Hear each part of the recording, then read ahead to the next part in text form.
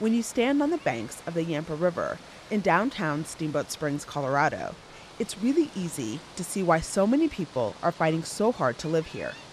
It's the middle of July. Dozens of people are sipping ice-cold beers on restaurant patios along the riverbank.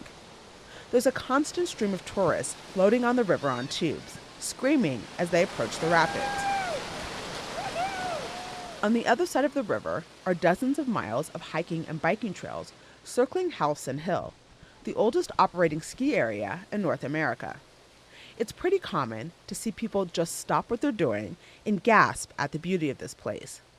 But this mountain paradise is in such high demand, it's been getting harder and harder to live here. We have people moving in, we don't have any place for them to go, and rents have gone up and housing prices have gone up. Some residents have resorted to sleeping on a friend's couch or camping in the national forest if they can't find more conventional places to live. And more recently, this city has been on the front lines of a statewide housing crisis that some say is threatening the very fabric of these mountain resort towns. Locals say an explosion of short-term rentals is driving up rent prices and making it impossible for some workers to find places to live.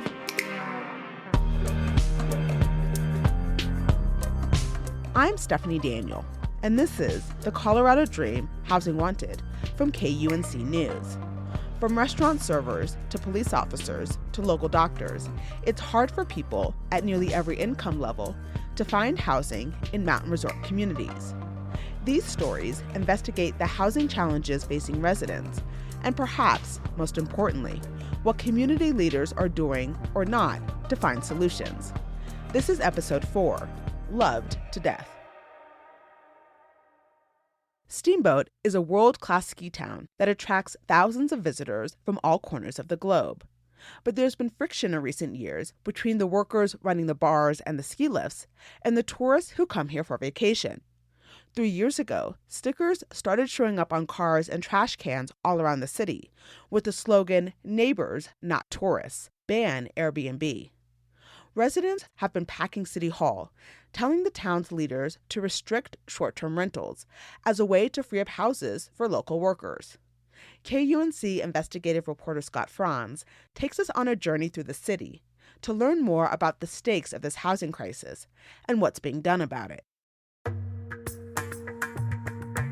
Tori Wadnick bought her first home in Steamboat Springs back in 2004, when someone could find a house here for less than $400,000. She was looking for a piece of small-town charm, a place where her daughters could mountain bike in the national forest and swim in hot springs in a single afternoon, a place that shuts down its main street every winter, covers it in snow, and throws a big parade. And this one just felt good. I mean, it felt like a place where we could spend our time outside. Then after having kids, we realized that it was right. It was a spot where our kids can play outside, play in the street, have neighbors that they can just run over to their house. I met Tori 2 summers ago on a reporting trip I took to Steamboat to learn more about a brewing housing crisis.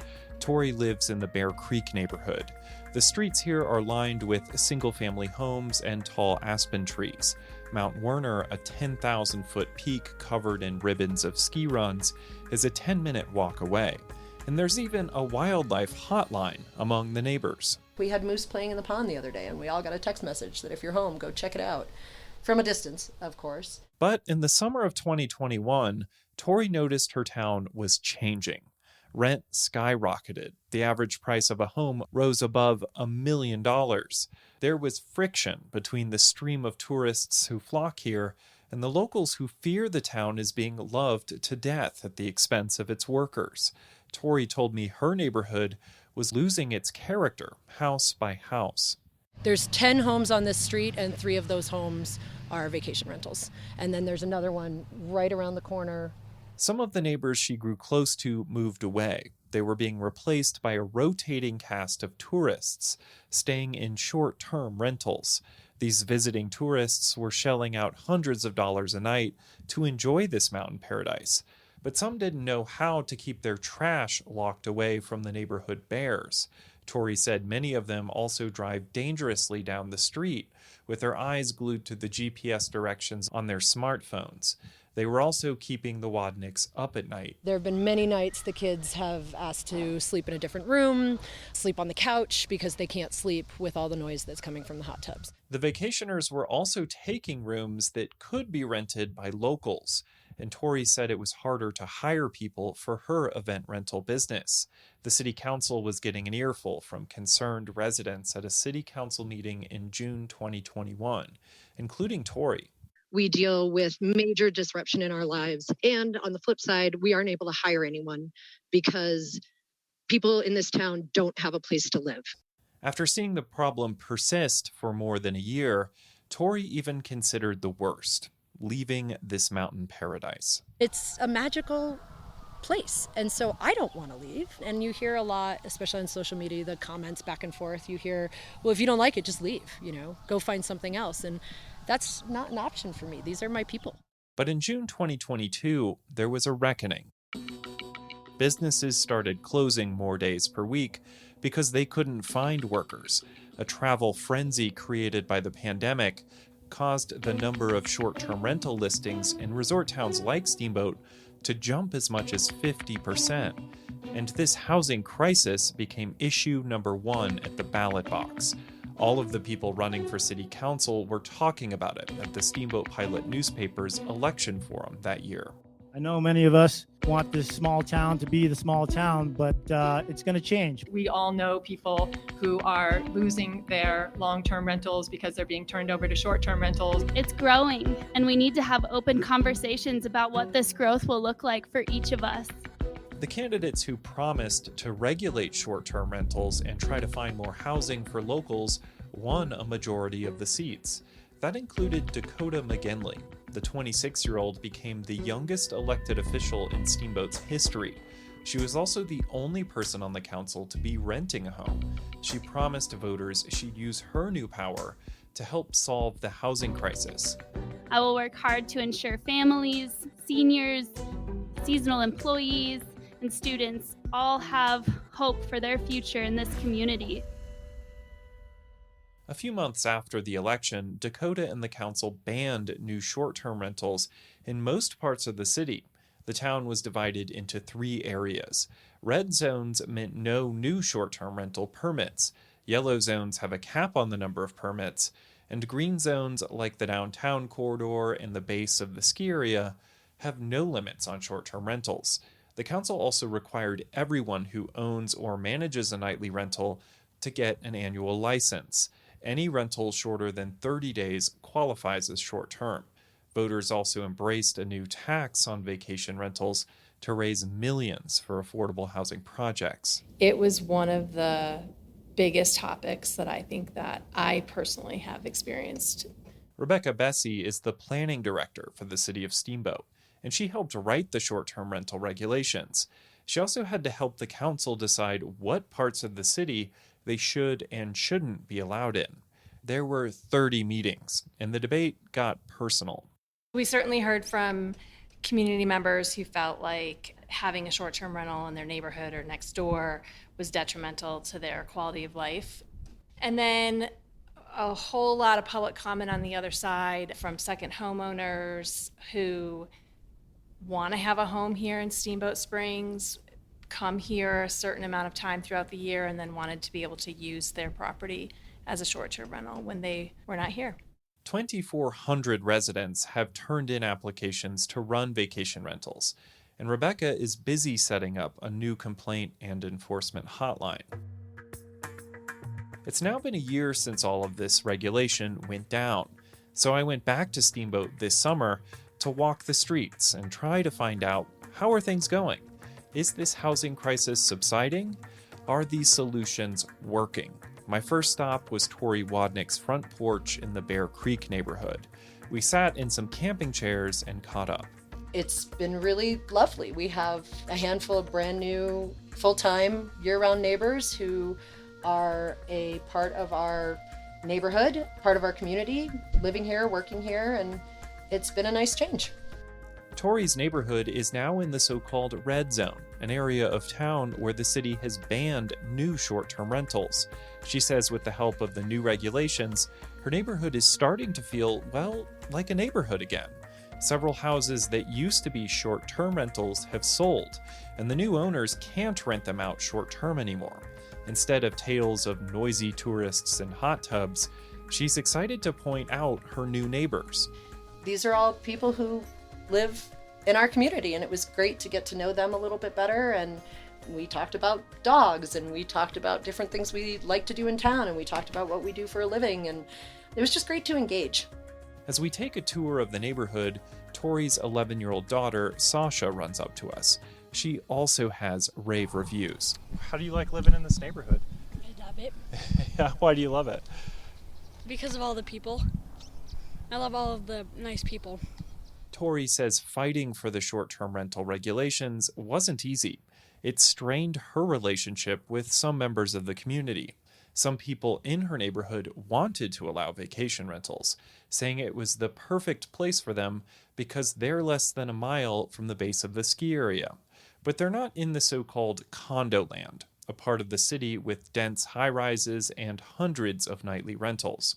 We can protect what we have. We still have neighbors. We still get together and, walk the dogs together. And there's still enough of us here that it's worth saving.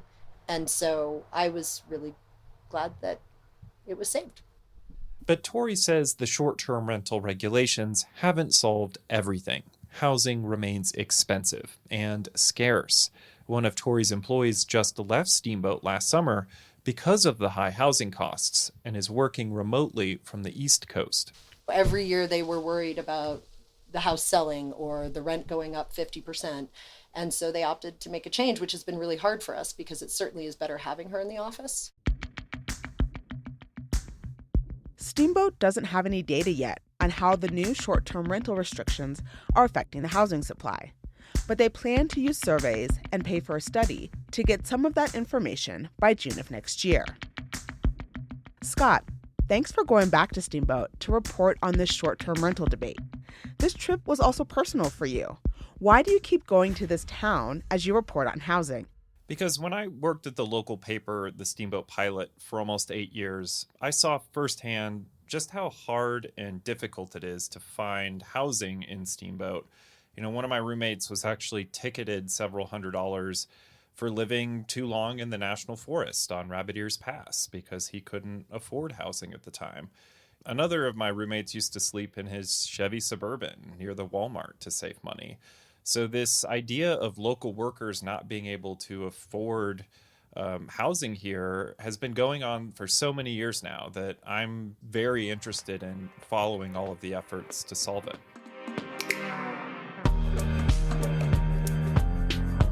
Coming up, Scott heads to the other side of town where the new housing regulations are dashing one family's retirement dreams and raising questions about equity.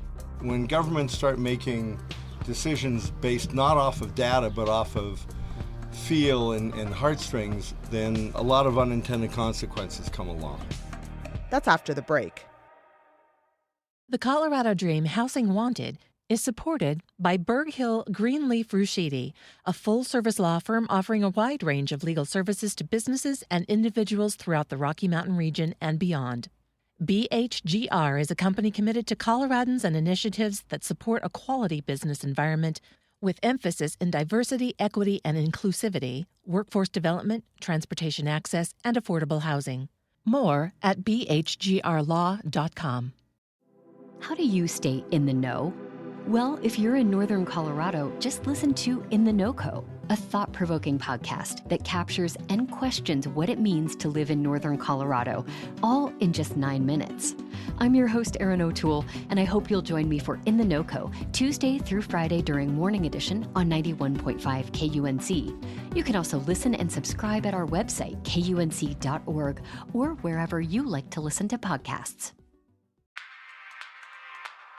I'm Stephanie Daniel, and this is the Colorado Dream Housing Wanted from KUNC News.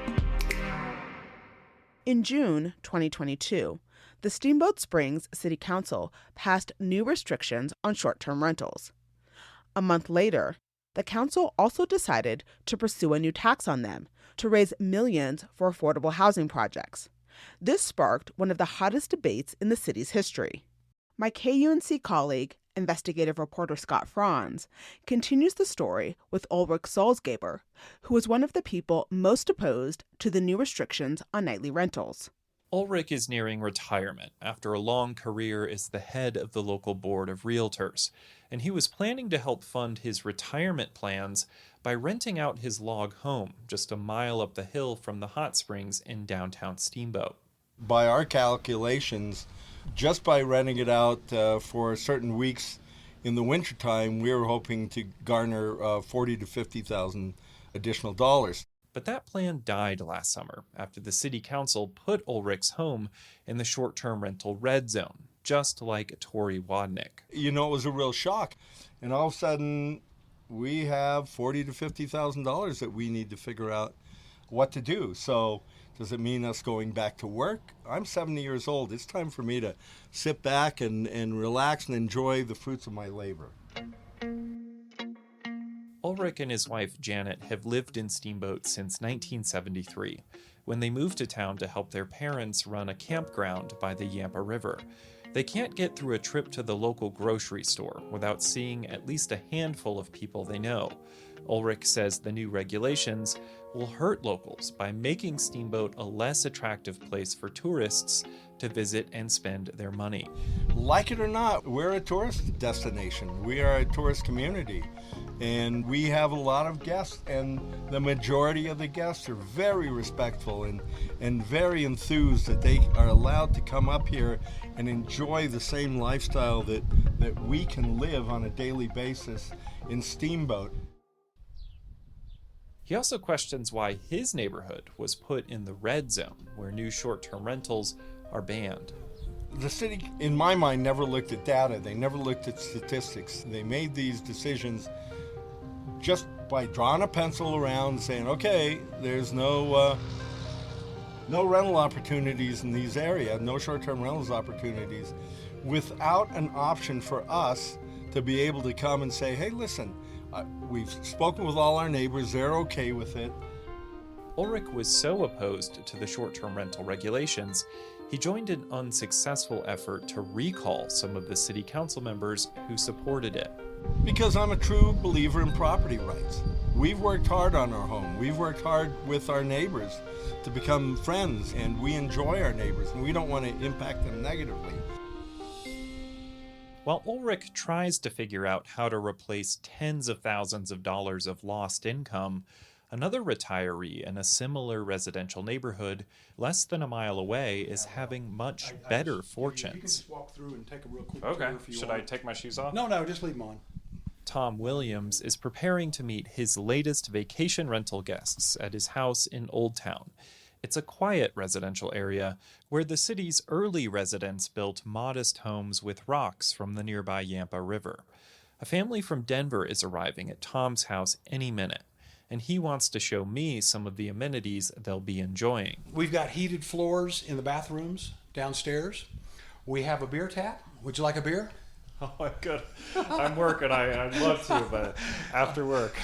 And up front, we have a kombucha tap on tap as well. Like the Salzgebers and Tori Wadnick, Tom Williams also lives in the short-term rental red zone, but he's not breaking the law with his rental. It's a newly renovated 2-story home with modern fixtures and a balcony overlooking an aspen grove. I saw that there was some dissension in the city about 2.5 years ago with short-term rentals, and so I immediately got my permit for short-term rental, and a week after we got the permit, they shut the system down. No more applications. The city's regulations apply only to new applications, so residents like Tom who got their permits before the sweeping regulations can hold on to them until they sell their homes. This might be them right there. Tom's guests have arrived. I know y'all want to get unpacked, so y'all go ahead and welcome. Go on inside the place. Okay. And make yourself at home. I'm Tom. Tom, nice to meet you. Yep. Looks like y'all are set to have some fun. Well, you got enough crap to do that. Right. We can just get it all out and use it. The guests from Denver start unloading bikes and kayaks. Their home away from home is a 10-minute walk from downtown. Tom says he markets the place to the upper middle class. And they're very aware that they're in a residential neighborhood. They're all good guests. They're not partiers. A lot of them are in their 50s or 60s, or either they have young kids. I have yet to have a problem with a single guest, and I probably have had around 75 to 100 guests so far. Tom says he tried long-term rentals, but we did not get very good tenants. We had tenants that were restaurant workers, ski bums, and I had a lot of problems with them. They would leave snowmobiles, they would get off work at midnight from the restaurant, build a fire out back and party until 4 in the morning and disturb my neighbors. So we have a higher clientele of guests now than what we did when we had long-term tenants here. Tom says his short-term rental business is a bigger boon to the local economy. He employs a landscaper and a housekeeper, but he agrees with residents who say there should be limits on short-term rentals. Every weekend in the summer, hundreds of tourists and locals gather together on Yampa Street, downtown, for the farmers market. There's fresh produce from nearby farms and handmade jewelry. In the middle of the street, I also find a table staffed by 2 city council members who voted for the short-term rental regulations, including council president Robin Crossan. Is Steamboat still in the midst of a housing crisis? Most certainly. That's all I can say, is most certainly, because we are. We are, along with every other community in not only the state of Colorado, the country. Robin said the council had to step in after hearing for months that locals were being forced out of the community. When you own something and you decide to make it a short-term rental instead of long-term housing for people in our community, that takes away housing options, and it increases rents for everyone else that's still here because there's less to choose from. But business leaders gathered a few tents down at this same farmers market are worried that the new short-term rental regulations, combined with the tax, are hurting the town. Lisa Popovich is the head of Main Street Steamboat, an organization representing downtown businesses. We have seen a decline in some of our nightly rentals. We have for sure. And I think, a part of that is a trend across the country. Lisa says some nightly rentals have sat empty during some of the city's most historically busy weekends, when festivals and fireworks shows draw thousands to town. In some areas they're down as much as 20%.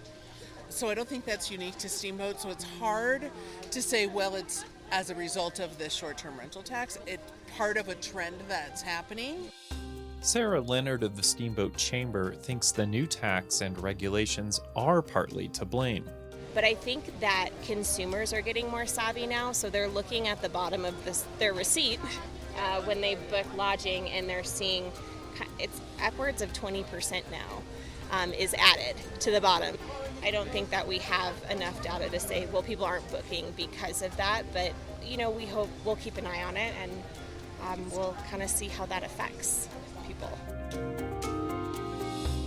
The short-term rental debate continues to grow more intense in Steamboat Springs. Scott, did anything surprise you on your latest visit? There were a few things, and what really struck me this time is just how pervasive this housing crisis continues to be, despite all of these new actions Steamboat is taking to try and solve it. Before I went back, I checked the Facebook page where people look for rentals, and they weren't finding a lot of options, and they were having to really market themselves and tell their life story to try and find a place, because things are still so expensive and scarce. In August 2022, a group of homeowners in nearby Summit County filed a lawsuit trying to stop similar regulations from going into effect. The property owners say the rules would cost them tens of thousands of dollars. The outcome of the legal battle could affect the future of short-term rental policies in Steamboat Springs and beyond.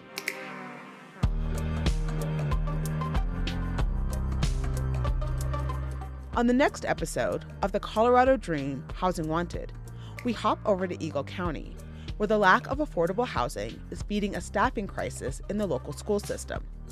My KUNC colleague, Ray Solomon, shares a story about the school district's unique response and whether those efforts go far enough to save the local education workforce. We've lost some outstanding educators in my time in the district who could just no longer afford to be here. That's next time on The Colorado Dream.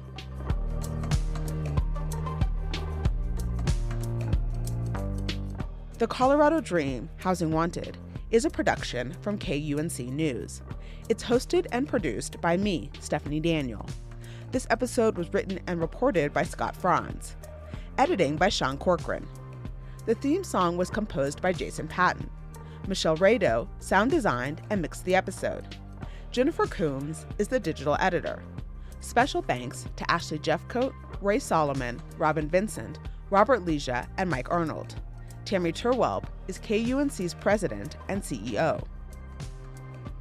To learn more about Routt County's housing crisis and the impact of its new short-term rental regulations, and see photos of the people included in this episode and other extras, go to kunc.org/Colorado Dream, or check out the show notes for a link.